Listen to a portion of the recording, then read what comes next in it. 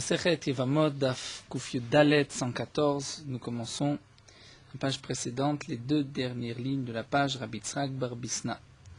Là, nous allons étudier aujourd'hui une sugya concernant l'enfant, le tinok. Le rapport avec notre Mishnah, c'est le digne du Cheresh, du sourd-muet, qui n'est pas considéré comme un ben da'at.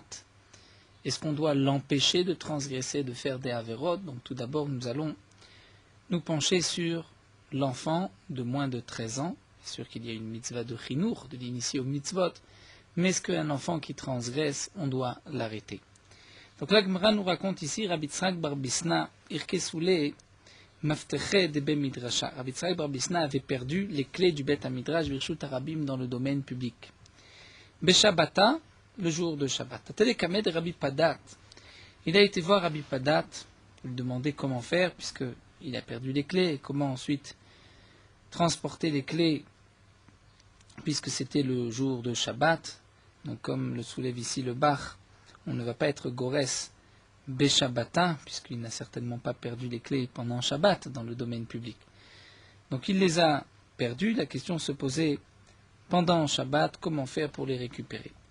Alors Rabbi Padat lui a dit à Marlé, Zil, Dabar Talev et Talia, c'est-à-dire va prendre un jeune garçon et une petite fille, donc de moins de 13 ans et de moins de 12 ans, fais les taïlou atam, et fais en sorte, ils vont là-bas s'amuser,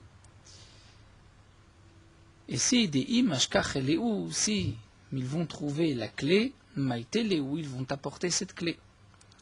C'est-à-dire, ne leur dis pas d'aller chercher la clé, fais-les jouer dans le domaine public, et lorsqu'ils vont trouver la clé, ils vont venir spontanément te la rapporter. En tout cas, nous dit la Gemara Makasava, donc on peut déduire de là que Rabbi Padat pense que Katan ochel nevelot en bedin metzuvim la frisho, qu'un enfant qui mange des nevelot, c'est-à-dire qui mange des aliments interdits, en bedin metzuvim la frisho, le bedin n'a pas l'obligation de l'empêcher de manger ces nevelot, puisqu'on voit ici qu'on fait en sorte, d'une certaine manière, que ces enfants vont trouver la clé, et ensuite, ils vont rapporter la clé, bien que, lorsqu'on rapporte la clé, on transgresse Shabbat dans un domaine public. Donc il y a une interdiction de Shabbat, même pour l'enfant, mais donc, on n'est pas obligé de l'empêcher, puisqu'il a moins de 13 ans, la fille a moins de 12 ans.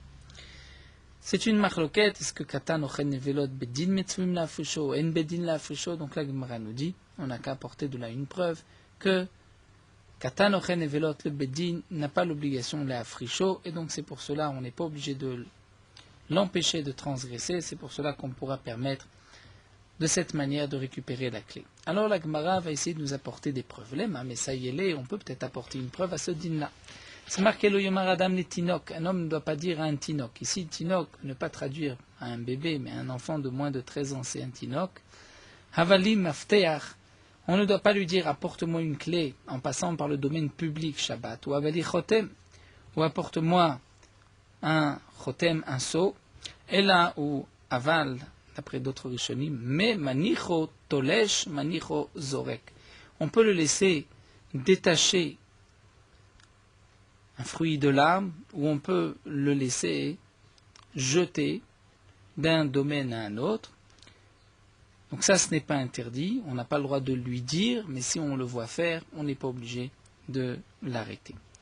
Donc nous avons une preuve d'ici, puisqu'on laisse un enfant jeter donc un objet, a priori d'un domaine privé vers un domaine public, il y a une transgression de Shabbat, ou d'arracher un fruit de l'arbre, là aussi il y a une transgression de Shabbat, on n'est pas obligé de l'arrêter. Donc on voit que le Beddin, Enan Metzuvim la frisho. Amar Abaye, Abaye répond, nous n'avons pas de preuve de là-bas. Pourquoi? Tolesh be'atzit shenonakuv. Lorsque c'est marqué ici qu'on peut le laisser tolesh, c'est lorsque le fruit se trouve sur un arbre, mais cet arbre est dans un pot qui n'est pas troué. Puisque le pot n'est pas troué, il n'y a pas d'interdiction pendant Shabbat tolesh minatora, mais seulement midi rabanan. De même, zorek, on ne devra pas comprendre d'un domaine public à un domaine privé, mais on devra dire Bekar Midit des Rabanan, puisqu'il n'y a qu'une interdiction des Rabanan. Donc là, dans ce cas-là, effectivement, on n'est pas obligé de l'arrêter. Donc on a voulu apporter une preuve d'ici que même si un enfant mange des nevelot, donc une interdiction de la Torah, on n'est pas obligé de l'arrêter. La Gemara reprend, ce n'est pas sûr, c'est peut-être seulement dans des interdictions midé rabanan. Tashma, alors l'agma nous apporte une autre preuve. Ovet kochavim shebalechabot. Un non-juif qui vient éteindre un incendie. Un omrimlo, on ne lui dit pas kabe al techabe. On ne lui dit pas éteins et on ne lui dit pas non plus n'éteins pas. On le laisse faire. Mipnei shen shvitato alem, étant donné que nous n'avons pas la responsabilité du repos du non-juif pendant Shabbat. Le non-juif n'est pas obligé de se reposer pendant Shabbat. Katan abalechabot, mais un enfant qui vient éteindre un incendie, omrimlo al techabe. On lui dit n'éteins pas. Pourquoi chez shvitato alem? Parce que tu es responsable de son repos. Donc là, nous avons une preuve, a priori, qu'un enfant qui vient transgresser, on doit l'arrêter. Donc, c'est le contraire. Bedin metzovim la afrisho, il faut l'arrêter. Amar Rabbi Yochanan répond. Là-bas, c'est dans un cas particulier. C'est beose al da'at aviv. C'est lorsque l'enfant fait une action en pensant que ça fait plaisir à son père. Il y a un incendie. Donc l'enfant voit que le père attend, puisque lui, le père, ne peut pas transgresser Shabbat, éteindre l'incendie, mais il attend que son fils, qui a moins de 13 ans, va éteindre l'incendie. Donc, le fils veut faire plaisir à son père. C'est comme, nous dit Rashi, si son père lui avait ordonné de faire. Et là, effectivement, c'est interdit. Mais dans les maftechot de Rabbi Yitzhak, nous rappelle Rashi, il ne leur a pas dit d'aller chercher. Il les a simplement amenés à peu près dans l'endroit où ils avaient perdu. En tout cas, nous dit ici Rabbi Yochanan, si c'est beau, c'est Alda Taviv, c'est-à-dire l'enfant, même si le père ne lui a pas dit, mais l'enfant sait que le père est content, c'est pour l'intérêt du père, là c'est interdit. Mais si c'est pour lui-même, et que l'enfant va transgresser, on n'est pas obligé de l'arrêter. Alors nous dit la Gemara, si vraiment cette braïta, où nous avons une différence entre un enfant et un non-juif, que l'enfant on doit l'arrêter, que le non-juif on n'est pas obligé de l'arrêter. Et si tu dis que l'enfant a agi pour faire plaisir à son père, donc dirvate gabovet kravim, donc dans le même cas, le même contexte, où nous avons vu que le non-juif, on ne lui dit pas, n'éteins pas, c'est donc dans le cas aussi de Sealdat Israël, il sait que l'Israël est d'accord, c'est que l'Israël est content de ça. Et là on dira aussi que c'est permis, Micharé, est-ce que c'est permis si le non-juif sait que cette mélacha, ce qu'il est en train de faire, c'est pour nous faire plaisir, là aussi c'est interdit. Alors l'Agma répond, le non-juif, même lorsqu'il sait que c'est pour nous, ça nous fait plaisir, mais lui, son intérêt, il regarde son propre intérêt. Et puisqu'il se dit que demain il pourra récupérer un peu d'argent parce qu'il a éteint l'incendie, donc son intention au moment de l'incendie d'éteindre, c'était pas pour faire plaisir au Israël, mais c'était pour rechercher ses intérêts. C'est pour cela que je ne suis pas obligé de l'arrêter. En tout cas, de cette Mishnah, nous n'avons pas de preuves, ni dans un sens ni dans l'autre, donc on ne sait pas. Est-ce qu'un enfant qui mange des névélotes, le Bédine doit l'arrêter ou pas? Donc c'est vrai que Rabbi Padat avait dit que le Bédine n'est pas obligé de l'arrêter, mais on continue notre recherche dans les Mishnah et les Braïtot. Tashma. Ben Chaver Sheragil Elech Etzel Avi Imo. Ben l'enfant d'un Chaver. Un Chaver, c'est un homme qui fait attention de prélever Trumot ou Maasrot, et donc il ne mange pas de fruits, légumes, de récoltes, sans avoir prélevé ce qu'on doit prélever, donc pour toute récolte qui a poussé en Eretz Israël, Trumot ou Maasrot. L'enfant d'un Chaver, Sheragil Etzel Avi Imo Amaharetz, qui a l'habitude d'aller chez son grand-père, le père de sa mère, mais lui est ignorant. Et donc s'il est ignorant, il ne sait pas, il ne connaît pas les dynimes de Trumot ou Maasrot, il risque aussi de lui donner à manger des aliments sur lesquels il n'y a pas eu les prélèvements. Eh bien, on ne craint pas que le grand-père va donner à manger à son petit-fils des aliments qui ne sont pas, on peut dire, cachers, puisqu'ils n'ont pas eu les prélèvements. Donc on ne craint pas. Mais matzah beyado perot, et si on voit que l'enfant a dans ses mains des fruits, en zakuklo, on n'est pas obligé de l'arrêter, on peut le laisser consommer ses fruits.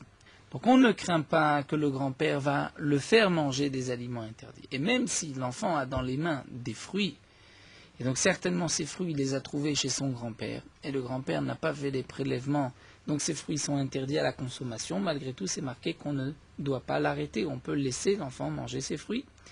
Donc, Katan Ochen Nevelot, le Bédine n'a pas l'obligation de l'arrêter. Amar Rabbi Yochanan répond, là-bas c'est différent, Bedmaï Hikilu. Là-bas il s'agit d'une récolte de Dmaï, c'est-à-dire il y a un doute, une récolte qui appartient à un Maharetz, un ignorant.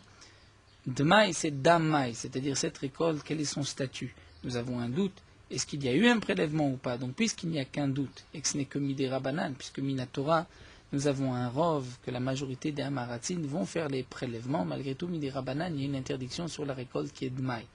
Donc puisque c'est Dmaï et que c'est Midei Rabbanan, donc Bidmaï Hikelu, on a été plus indulgent et on a laissé manger l'enfant, mais c'est vrai que pour une interdiction de la Torah, c'est peut-être interdit. Alors nous dit la Gemara, donc ça voudrait dire que toute la raison pourquoi on laisse les fruits dans les mains de cet enfant, c'est parce que ce n'est qu'une interdiction Midei Rabbanan c'est Dmaï. Mais si c'était Vadaï, si j'étais sûr qu'il avait dans les mains un fruit sur lequel il n'y a pas eu les prélèvements de Trumot ou Masrot, là c'est sûr qu'on aurait dû prélever, on n'aurait pas pu le lui laisser. C'est ce qu'on déduit des paroles de Rabbi Yochanan. Mais pourtant Rabbi Yochanan dit c'est al da'at aviv, que quand est-ce que c'est interdit, quand est-ce qu'on doit arrêter l'enfant, c'est lorsque l'enfant veut faire plaisir à son père. Mais ça voudrait dire que s'il ne veut pas faire plaisir à son père, il ne sait pas. Son père ne lui a rien demandé, il ne voit pas que son père est intéressé par telle ou telle chose. Donc là, on dira que même si l'enfant va transgresser une interdiction minatora, on le laisse. Donc c'est contradictoire avec ce que vient de nous dire Rabbi Yochanan. Et là, en vérité, nous dit la Gemara, Rabbi Yochanan, Rabbi Yochanan a un doute, est-ce qu'un enfant, on doit l'arrêter ou pas? Et donc, kayacha matre, kayacha amatre. Là où Rabbi Yochanan se trouve, lorsque tu lui apportes une preuve dans un sens, eh bien il te repousse en te disant peut-être pas, peut-être que dans ce cas-là, c'est parce qu'il écoute, il veut faire plaisir à son père. Lorsque tu lui apportes une preuve dans l'autre sens, il te dit non, peut-être que là-bas parce que c'est Midei Rabbanan.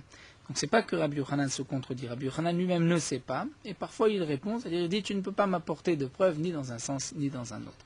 Alors la Gemara continue avec une autre braïta, Tashma ben chaver kohen sheragler tzalavi imo kohen. L'enfant d'un chaver kohen, d'un kohen. L'enfant d'un Kohen, mais le père fait attention au dinim de Touma et Tahara. Et la terouma ne peut être mangée qu'en état de pureté. Un Kohen qui mange la terouma en état d'impureté, il transgresse une interdiction de la Torah, il est chayav mita. Donc l'enfant d'un Chaver Kohen, qui a l'habitude d'aller chez son grand-père, le père de sa mère, qui est aussi Kohen, mais il est à Maaretz, eh bien, on ne craint pas Shema Yachedin Troumat Mea que le grand-père va lui donner à manger, lui mettre dans la bouche des aliments de terouma impurs. Et même dans le cas où Matzabi et Doperot, on a trouvé des fruits dans les mains de cet enfant, Enzakouklo, on n'est pas obligé de lui enlever ses fruits. Peut-être que ces fruits sont en vérité de la terouma tmea, eh bien on n'est pas obligé, on peut le laisser manger. Pourquoi on peut le laisser manger? Ça voudrait dire que même s'il mange des aliments interdits, ce n'est pas grave. Donc on ne craint pas que le grand-père va lui donner à manger, va lui présenter si c'est interdit. Maintenant peut-être qu'on pourrait craindre que lui va prendre des fruits et les manger, des fruits qui sont impurs. La Gemara nous dit, même si les fruits sont impurs, eh bien, Enzakouklo, on n'est pas obligé de l'arrêter. Donc nous avons une preuve que Katan, Ochen, Nevelot, En, Bedin, Metsumna, Afrisho, on n'est pas obligé de l'arrêter. Et la Gemara répond, là aussi nous n'avons pas de preuve, Bitrouma des Rabanan, on peut parler d'une terouma qui n'est que Midei Rabbanan, et pas une terouma minatora. Il y a certaines troumotes Midei Rabbanan, comme par exemple ce qui a poussé, comme nous l'avons vu, dans un pot qui n'était pas troué, c'est une terouma Midei Rabbanan. Ou une terouma d'autres fruits, à part Dagan, Tirosh, Veitzar, à part les céréales, la vigne et les olives, où là il y a une obligation de trouma midoraita d'après tout le monde, mais les fruits de l'arbre, bon, c'est une marloquette, et d'après celui qui pense qu'il n'y a pas de trouma midoraita, donc nous avons encore un cas de trouma des rabanan, il a pris des pommes et des oranges. Tashma, la Gemara nous apporte une autre preuve. C'est marqué Yonek Tinok ve'olech meovedet kochavim. Un enfant a le droit de téter, de se nourrir d'une non-juive, ou mi behemat mea, et aussi d'une bête impure. Vendroshishim, on ne craint pas, c'est-à-dire ça ne rentre pas dans l'interdiction de yonek sheket, c'est-à-dire de celui d'un enfant qui tète un aliment interdit. Donc même s'il va prendre d'une behemat mea, d'une bête impure, donc le lait d'une bête impure est interdit, malgré tout, on laissera à cet enfant et on ne craint pas que ce soit yonek sheketz. Mais on ne lui donnera pas à manger des bêtes nevelot, c'est-à-dire toute bête qui n'a pas été égorgée, qui est morte, trefot, une bête qui a été égorgée, mais il y a une interdiction de tréfa, ou shkatzim urmashim, c'est-à-dire des reptiles, des rampants. Ça, on ne pourra pas lui donner à manger. Ou mikulan, yonek mehem, ve'afilu b'shabbat. Et dans tous les cas, ce que nous avons vu qu'il peut téter, c'est même le jour de Shabbat, ou begadol assour. Mais si c'est un grand qui a plus de 13 ans, c'est interdit. Abba Shaul Omer, Abba Shaul nous dit, Noagim aïnu, nous avons l'habitude chez Yonkim Ibema Teora Biyom Tov. On allait boire du lait directement de la bête, mais d'une bête pure le jour de Yom Tov. Pas le jour de Shabbat, mais le jour de Yom Tov. Donc nous allons expliquer cette braïta. En tout cas, la Gemara nous dit Katanemia. Nous venons de voir un din. C'est que si un enfant vient téter d'une bête impure, on ne craint pas qu'il y ait là une interdiction. C'est-à-dire, il n'y a pas d'interdiction. Donc c'est vrai que c'est marqué après Velo Yachelenu, c'est-à-dire on n'a pas le droit à ce qu'on appelle Sfiya Beyadaim, de lui donner à manger des aliments interdits, de lui tendre des aliments interdits, mais si lui va téter d'une bête impure, il n'y a pas d'interdiction. Pourquoi il n'y a pas d'interdiction? On devrait dire qu'on doit l'arrêter, donc on pourra apporter une preuve d'ici, que si un enfant consomme Nevelot, puisque là c'est aussi une interdiction Minatora, du lait d'une bête impure, c'est-à-dire d'une bête non cachère, est interdit par la Torah. Et pourtant on voit qu'on ne doit pas arrêter l'enfant, donc c'est une preuve qu'Atanochen Nevelot, le Bedin n'a pas l'obligation de l'arrêter. Alors la Gemara nous dit, là-bas c'est différent. Atamishum sakana. Là-bas on parle dans le cas où l'enfant est en danger de mort. Puisqu'il est en danger de mort, on va lui permettre. Donc demande la Gemara s'il y a là un danger, yahi gadol name. Donc même s'il est grand, il y a aussi un danger. Et donc on doit lui permettre. Comment se fait-il que c'est marqué ou mikulam yonek même bafilu Shabbat, c'est-à-dire un enfant même Shabbat a le droit de téter, bien que nous verrons qu'il y a une interdiction.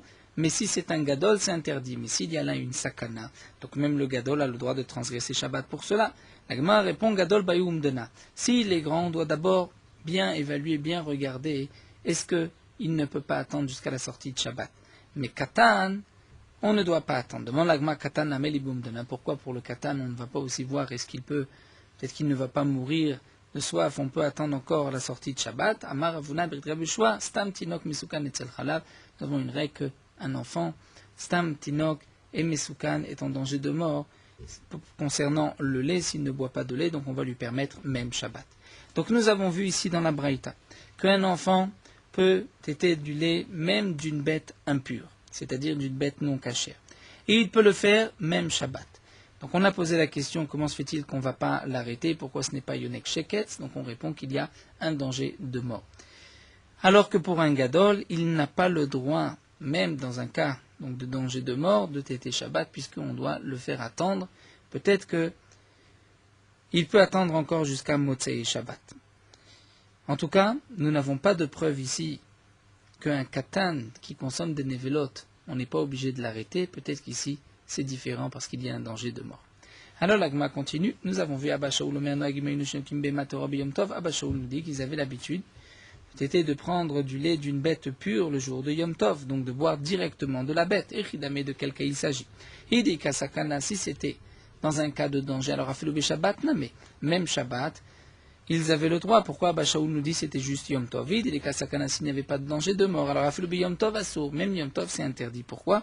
Puisque l'interdiction de traire une vache, de traire une bête, de prendre de son lait, c'est une tolada de mefarek. Mefarek, c'est comme dash, c'est-à-dire de sortir quelque chose de là où cette chose-là se trouvait, comme par exemple le lait du pied de la vache, ou le grain de livrer. Là aussi, c'est la melacha de dash. Donc relève, c'est une interdiction minatora, et si quelqu'un vient téter directement de la bête, il y a un chinouille, c'est-à-dire c'est kelachariad, c'est comme un chinouille, c'est quand même interdit midirabanan.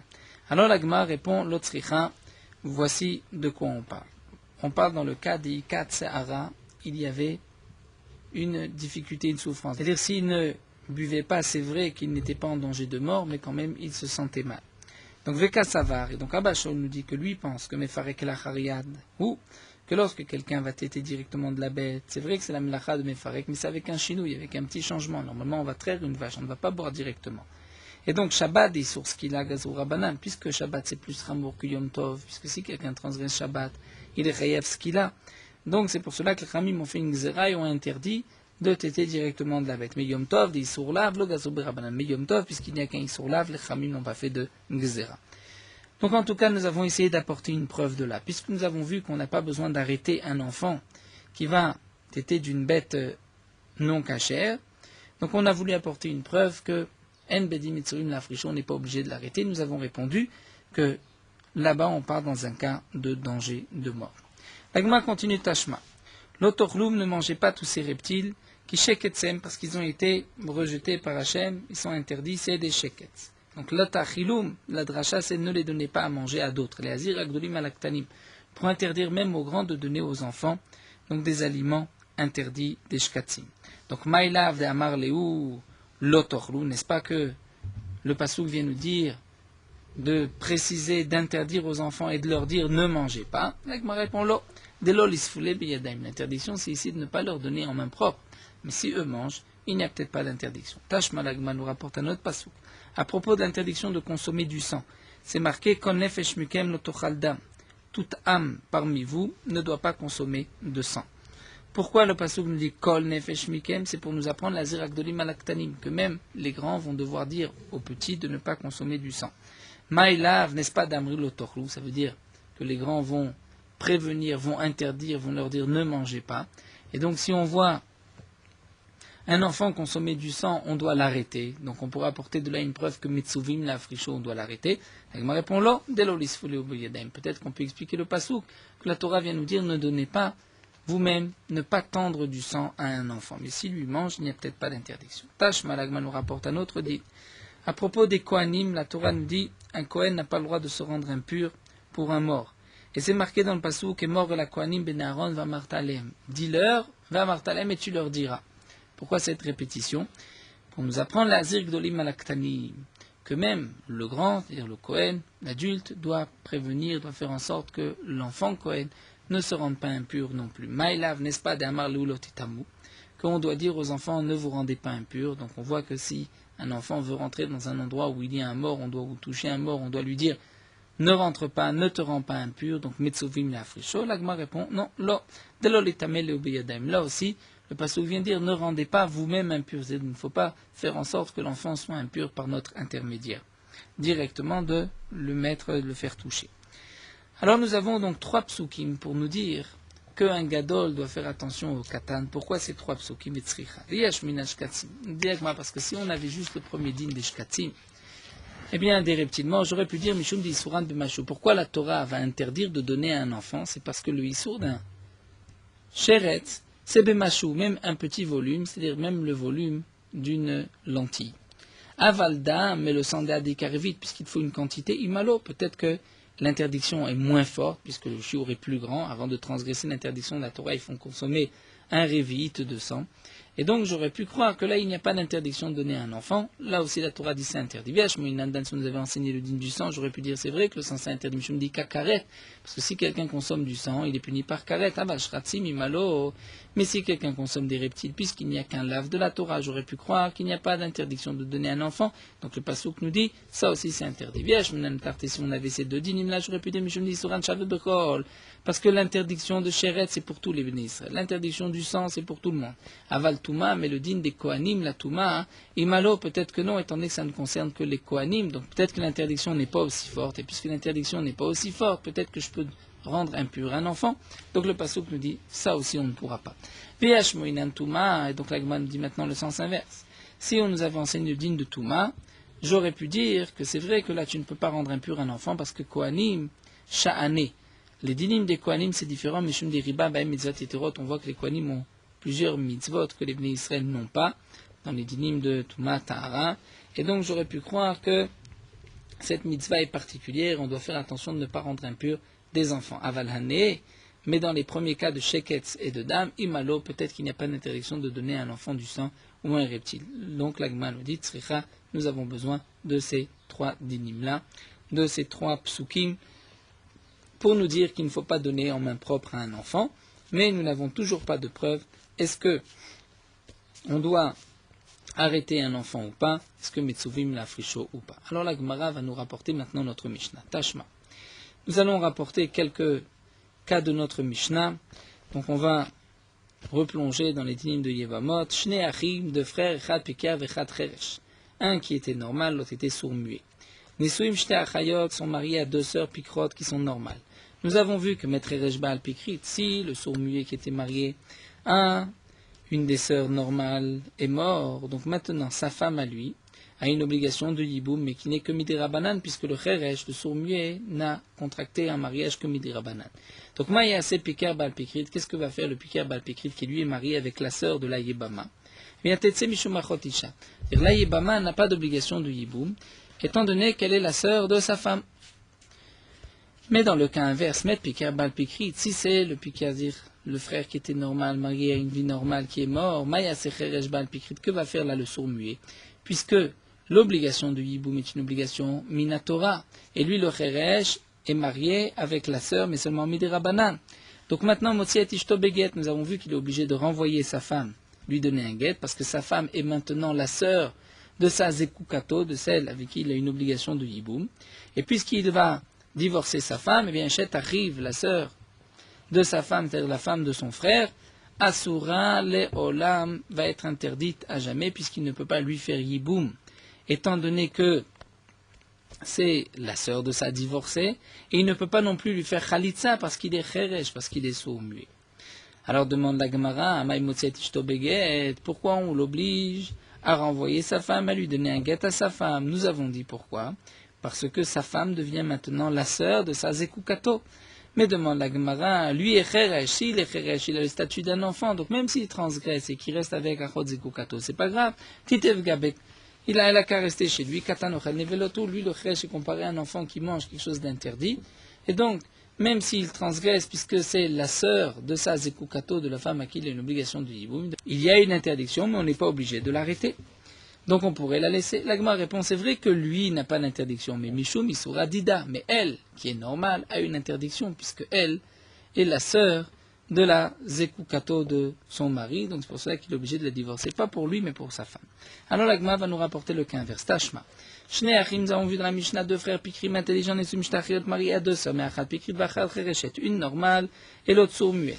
Met Pikir Bal Chereshet, si c'est le Pikir qui était marié avec la Chareshet, les sourds-muets qui est décédé, Maya se Pikir Bal Pikrit, que va faire son frère? Eh bien, Tetse Mishum Achot Isha, étant donné que lui, le frère, avait un mariage Minatora, et que celui qui vient de mourir, puisqu'il était marié avec une sourde-muette, n'a qu'un mariage Midirabanan, donc cette sourde-muette n'a pas d'obligation de Yiboum, puisqu'elle est la sœur de sa femme. Maintenant, Met Pikir Bal Pikrit, si c'est le contraire, c'est le Pikir marié à la Pikrit qui est mort. Et donc maintenant, cette femme normale se tourne vers le Yiboum du mari. Maintenant, c'est le mari de sa sœur qui doit faire Yiboum, mais sa sœur est sourde-muette. Maya se Pikir Bal Chereshet, que va-t-il faire? Eh bien, Motsiet Ishto Beget, il devra renvoyer sa femme avec un guet. Pourquoi? Parce que sa femme est la sœur de sa Zekukato, de celle avec qui il a une obligation de Yiboum. Et Chet arrive, la femme de son frère, il lui donnera Khalitsa, puisque lui est normal et elle aussi est normale. Et là demande l'Agma Vamay Motsiet Ishto Beget, pourquoi il est obligé de donner un guet à sa femme? Sa femme est sourde-muette, donc Titev Gabel peut rester chez lui. Même si elle transgresse, Katanochen Nevelotu, c'est comme un enfant qui transgresse. Il n'y a pas d'interdiction. L'Agma répond c'est vrai, mais Mishum Isura d'idée. N'oublions pas que lui a une interdiction, étant donné que lui n'est pas sourd-muet. Alors Amar Rava va nous apporter un dernier cas, où là, c'est lui qui est sourd-muet et elle aussi qui est sourd-muet. Pourtant, on va exiger le guet. Et pourquoi là, on ne dirait pas qu'on les laisse vivre ensemble, et même s'il y a une transgression, mais c'est un enfant, Katanochen Nevelot. Alors la Gemara nous dit Tashma, c'est la preuve de Rava. Shnei Achim, de frères, Chat Cheresh v'Chat Pikir, un sourd-muet, un normal, Nisum Mishtachet, marié à deux sœurs, Chat Pikir v'Chat Chereshet, une normale et une sourde-muette. Maître Cheresh Bal Chereshet, si le sourd-muet marié à la femme qui était sourde-muette est mort, Maya se Pikir Bal Pikrit, que va-t-il faire son frère? Bien, Tetse Mishum Bachot Ishto, il n'y a pas de Yiboum, puisque le frère est marié à un mariage Midéoraïta.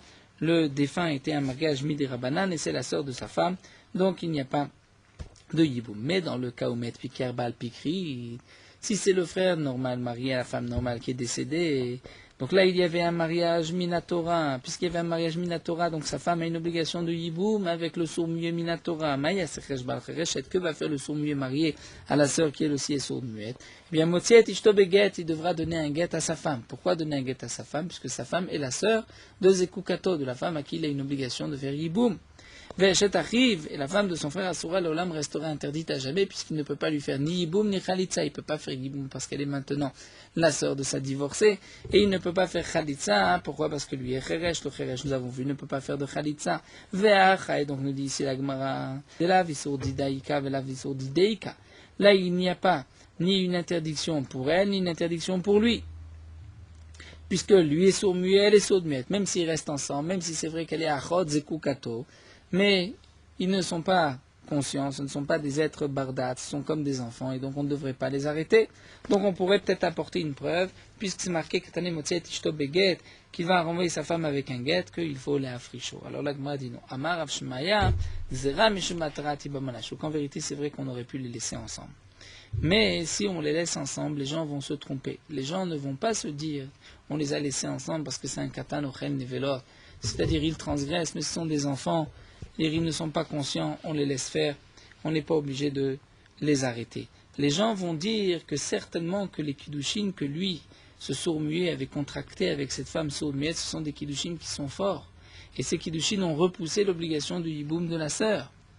Et donc, si c'est ainsi, les gens vont permettre la sœur sans khalitsa, puisqu'ils vont dire elle est dispensée du hiboum.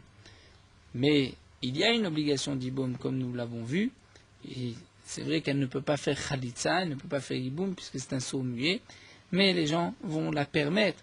Et donc la gzera mishum matarati bamalashuk. Pourquoi on ne le laisse pas vivre ensemble? Si on laisse le cheresh avec la chereshet, les gens vont dire que leur mariage était un bon mariage, fort pour repousser l'obligation du hiboum de la belle-sœur, qui elle était normale, mariée à un frère normal. Et donc les gens vont dire, puisque elle a été repoussée de la mitzvah d'hiboum, elle n'a ni hiboum ni khalitsa, elle peut maintenant se remarier, alors que le dîner, qu'elle est interdite à jamais. Donc nous n'avons toujours pas de preuve dans cette sougia. Est-ce que katan ochen nevelot bedin metzuvim lafrisho ou pas? Nous savons que la lacha c'est que en bedin metzuvim lafrisho, parce que c'est un étranger. Pour le père, les dinim sont différents. C'est rapporté dans Shulchan Aruch, donc Shin Mem Gimel dans Ilchot Shabbat. Hadran ala cheresh, et nous commençons le 15e perek de Yevamot. Ce perek est appelé Aisha Shalom. Pourquoi Aisha Shalom? C'est que nous avons dans la Masechet plusieurs prakim qui commencent par le mot Haïcha.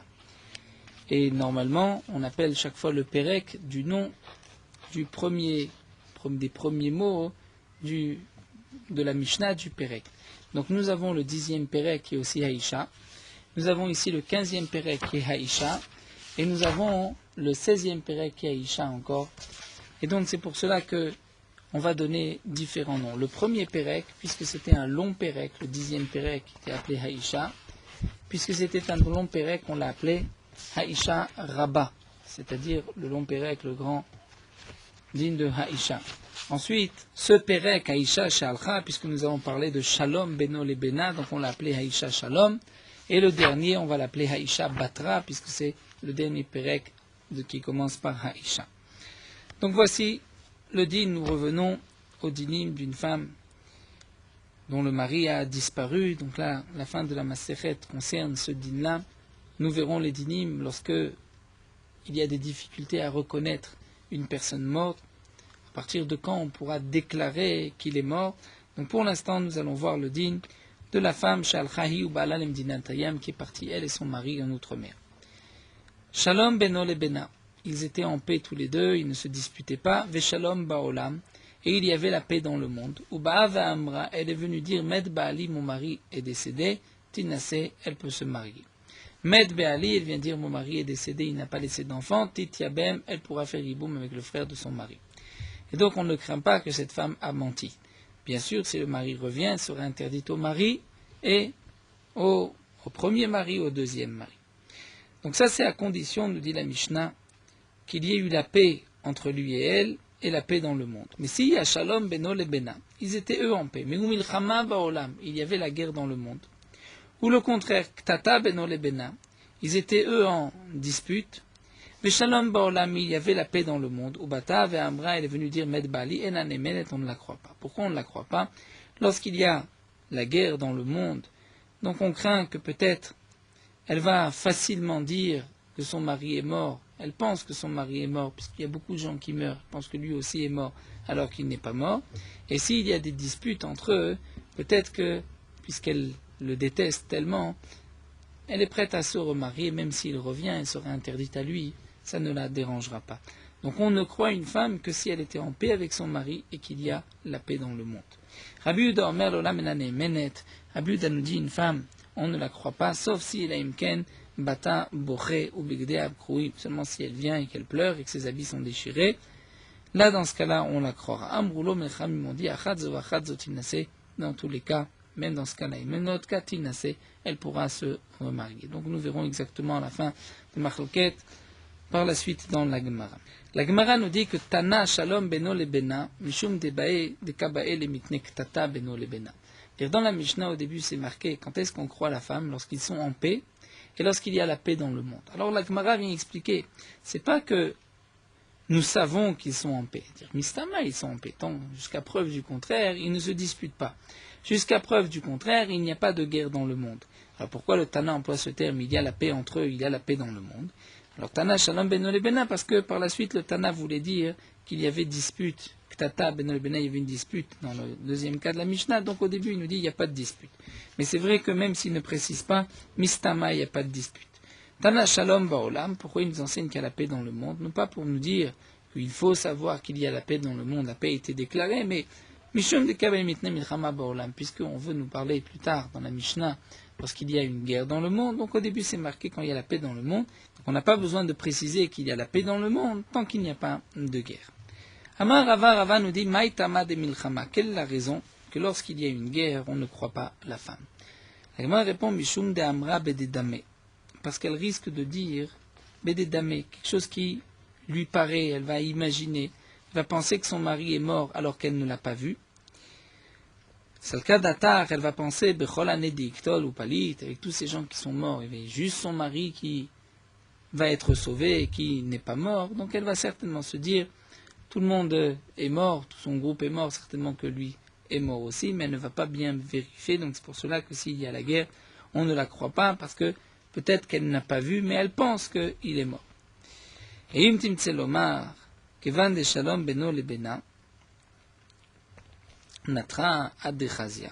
Il nous dit l'agma, et si tu veux dire que étant donné qu'ils sont encore en paix, comme nous l'avons vu, ils étaient en paix avant de partir, donc peut-être que Natra, elle va attendre adechazia jusqu'au moment où elle va voir que vraiment son mari est mort. La Gemara dit non, zimnin de machoule begira oberomcha vesavra vadaimet. C'est-à-dire, elle ne va pas attendre. Parfois, lorsque on l'a frappée, elle sait qu'on l'a frappée avec des flèches ou avec des lances, et elle pense que c'est sûr que son mari est mort. Elle ne l'a pas vu mourir. Peut-être que elle va dire, nous dit la Gemara, peut-être qu'elle va dire que vadaimet, c'est sûr qu'il est mort, alors qu'en vérité, vika de avat samtare. Certains vont se faire un pansement et vont pouvoir vivre. Vechaya, et il va vivre. Et Tosot nous explique qu'elle a peur de rester et d'attendre que son mari meure, étant donné que lorsqu'ils lancent des flèches et des pierres, ils ne font pas attention sur qui vont tomber ces flèches et ces pierres. Donc la femme a peur, elle aussi, de mourir, et donc elle ne va pas attendre son mari, de voir si son mari est mort ou pas. Et donc, c'est pour cela qu'elle a pu se tromper et penser qu'il est mort alors qu'il n'était pas mort, comme nous dit la Gemara, puisque peut-être il s'est mis un pansement. Donc ici, nous dit la Gemara, lorsqu'il y a un moment de guerre, la femme ne va pas bien vérifier, elle pense certainement, puisque tout le monde est mort, pourquoi son mari juste va être sauvé? Et même s'ils sont en paix, on ne dira pas qu'elle va attendre, qu'elle va voir est-ce qu'il est mort ou pas. Dès qu'elle va penser, imaginer que certainement il est mort, il a reçu une flèche, elle va tout de suite dire qu'il est mort, alors que peut-être il n'est pas mort. C'est pour cela qu'il faut qu'il y ait la paix dans le monde et qu'il ne soit pas en dispute pour pouvoir croire cette femme. Sava Rava, nous dit la Gemara, Rava pensait les mêmes dire que Re'avon enoke milchama. S'il y a un moment de famine où le mari est affamé, ce n'est pas comme un cas de guerre. Delo amra bededame. Et donc on va dire que si la femme vient dire au Bedin que son mari est mort, c'est pas qu'elle s'imagine qu'il est mort, c'est certainement qu'il est mort. Eh bien, Adar Amar Rava, Rava ensuite est revenu et a dit non, Re'avon arouk milchama. En vérité, Re'avon, lorsqu'il y a une famine, c'est comme la guerre, et peut-être que la femme risque de dire que le mari est mort alors qu'il n'était pas mort. Pourquoi Rava a changé d'avis? Parce que Daïd Atat le Kameh de Rava, il y a une femme qui s'est présentée à Rava, Amrale lui a dit Ba'ali met berav, mon mari est mort par la famine, mort de faim. Amarla, alors Rava, pour la tester, lui a dit Shapir Avat, Avadet de Shizaft Nafshech. Tu as bien fait de partir et de ne pas attendre qu'il meure, c'est de ne pas le voir mourir, parce que Salkadata, de Beupurta, de Nafafita, de Shafkale, avec Chaye, est-ce que tu penses que le petit moment où tu as été un peu tamisé de de farine, tu crois que c'est juste à ce moment-là il va retrouver la vie? Certainement, puisque tu l'as vu qu'il était à 2 pas de mourir, certainement qu'il est mort. Donc tu as bien fait de ne pas l'avoir attendu mourir, de ne pas l'avoir vu mourir. Donc Rava voulait voir, est-ce que vraiment la femme a vu son mari mourir, ou elle l'a vu presque mort, et elle a tout de suite témoigné qu'il était mort. Amraleh lui a dit, Mar Names, le Rav aussi sait, Yada, que dans un tel instant, dans de telles conditions, c'est sûr qu'il ne va pas vivre. Donc, Rava s'est rendu compte que cette femme-là ne l'avait pas vu mourir, mais elle s'est dit certainement que son mari est mort. Lorsqu'elle l'a vu, à un moment où vraiment il allait presque mourir de faim, elle a dit c'est certain qu'il est mort. Donc là, Rava a dit, on voit que même dans un moment de famine, la femme ne va pas voir vraiment est-ce que son mari est mort, elle va aller vite témoigner. Hadar Amar Rava, ensuite Rava est revenu à dire Avon Griyam il Milchama. Cas de la famine, c'est pire que la guerre. Et il Milchama, parce qu'encore dans la guerre qui Amra Med Baali be Milchama, ou Delome Amna, dans le cas de la guerre, lorsqu'elle dit mon mari est mort en guerre, on ne le croit pas. On ne la croit pas. Hamet al mitato me'emna. Mais si elle dit que son mari est mort sur son lit, même pendant un moment de guerre, on la croit. Puisqu'elle dit je l'ai vu mourir sur son lit. Tout le problème au moment de guerre, c'est parce qu'on craint que peut-être elle s'imagine qu'il est mort alors qu'il n'est pas mort. Mais lorsqu'elle vient dire je l'ai vu mourir, il est mort sur son lit, là on la croit. Alors que Gaber Avon, lorsqu'un homme est en train de mourir de faim, nous dit Rava, il faut qu'elle dise je l'ai vu, il est mort et je l'ai enterré. Mais si elle dit juste je l'ai vu, il est mort, ce n'est pas suffisant. Peut-être qu'en vérité, il n'est pas mort et elle s'imagine qu'il est mort. La Gemara continue, ma polette arouk milchama. S'il y a un éboulement, une maison est tombée sur lui où il y a eu un ouragan, cet ouragan faisait tomber toutes les maisons de la ville, ça c'est comme un cas de guerre. Et donc si la femme dit que son mari est mort, on ne la croit pas, de amra de damé. Parce qu'elle va dire, certainement lorsqu'elle pense que dans le contexte, il a dû mourir, elle va vite témoigner, dire il est mort. Shiluach nechashin ba'akravim. Dans le cas où il y a dans la ville beaucoup de serpents et de scorpions qui font des ravages et qui tuent les gens, là aussi, Aren Kimilchama, c'est comme un cas de guerre, de amra, parce que la femme va dire bededamé, elle va imaginer, lorsqu'elle pense qu'il est mort, elle va dire qu'il est mort, alors peut-être qu'il n'est pas mort. Dever, s'il y a une épidémie de peste, est-ce que là, lorsque la femme dit que son mari est mort, on la croit ou pas? Certains disent que c'est comme la guerre et donc on ne la croit pas, d'autres disent que ce n'est pas comme la guerre. Pourquoi? Amrela, Areuke Milchama, ceux qui disent que c'est comme la guerre des Amre Bededame, parce que certainement que la femme, elle va, à peu près, elle va dire, il y a beaucoup de gens qui meurent, c'est une épidémie de peste, donc certainement que son mari aussi, qui avait été atteint par la peste, il est mort. Amrela, mais d'après d'autres, Enak Milchama, c'est pas comme la guerre, et donc si elle dit que son mari est mort, on la croit. Pourquoi? Parce que la femme ne va pas simplement dire son mari est mort, elle s'appuie sur ce que les gens ont l'habitude de dire, Chef Shanim Havel Motna, pendant 7 ans où il y avait la mort, il y avait l'épidémie de peste, Ve'inish Belo Chanel Lo Azil. Mais un homme, Belo Chanel, c'est-à-dire lorsque ses jours n'étaient pas arrivés, Lo Azil, il n'est pas mort. Donc, nous voyons de là que même dans un temps de dévers, peut-être que la femme, d'après l'autre Mandéamar, c'est pas comme un moment de guerre, puisque la femme ne va pas vite et rapidement juger et dire que le mari est mort, parce qu'il y a un proverbe qui dit que même avec 7 ans de dévers, d'épidémie, de peste, les gens ne sont pas tous morts, et c'est seulement les gens qui étaient arrivés à l'âge de mourir. Donc la femme, avant de dire que le mari est mort, c'est sûr qu'elle a vu que le mari est mort. Voilà, nous allons nous arrêter ici. Terminons avec Meorot Halacha d'Afkuf Dalet, donc l'interdiction de porter un talit pasoul le jour de semaine. En jour de semaine, lorsqu'on sait que le tzitzit qu'on porte est pasoul, donc chaque instant qu'on reste habillé avec ce talit, on transgresse une mitzvah de la Torah nous a ordonné de mettre des tzitzit. Donc si on ne met pas les tzitzit, on transgresse le assez, l'obligation du commandement positif de mettre des tzitzit. Une interdiction de la Torah ne peut pas être repoussée par le principe de kvod aberiot, et pour l'honneur des gens. Et donc même dans le cas où il risque d'avoir honte s'il n'est pas habillé de tzitzit, il a l'obligation d'enlever les tzitzit. Mais dans le cas où il y a vraiment ce qu'on appelle Gnaï Gadol, une très grande honte qui reste avec ses tzitzit, là dans ce cas-là, le fait de rester habillé avec un talit qui n'est pas cachère pourrait être repoussé pour le kavod d'avriyot, l'honneur des gens. Donc si quelqu'un était habillé d'un talit katan, et il s'est rendu compte que ce talit katan est pasoul, donc s'il est dans la synagogue ou en public, donc à la synagogue ou en public, il n'est pas obligé d'enlever son talit katan, puisque c'est ce qu'on appelle gnaï gadol, c'est vraiment honteux de sortir son talit katan devant tout le monde.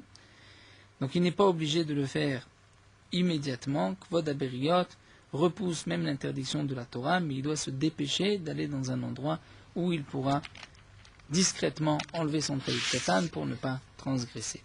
Même dans le cas où quelqu'un est occupé à la synagogue bidvar mitzvah, il doit se dépêcher d'aller dans un endroit discret pour pouvoir enlever son talit katan, puisqu'il y a quand même une interdiction de la Torah. Donc c'est vrai que c'est repoussé, Kvod Aberiot, parce que c'est considéré comme un Gnaï Gadol, parce que c'est honteux, on va dire, pour un homme, d'enlever son talit katan, donc de se déshabiller pour l'enlever. Donc on lui permettra de se dépêcher d'aller dans une autre pièce pour pouvoir enlever son talit katan.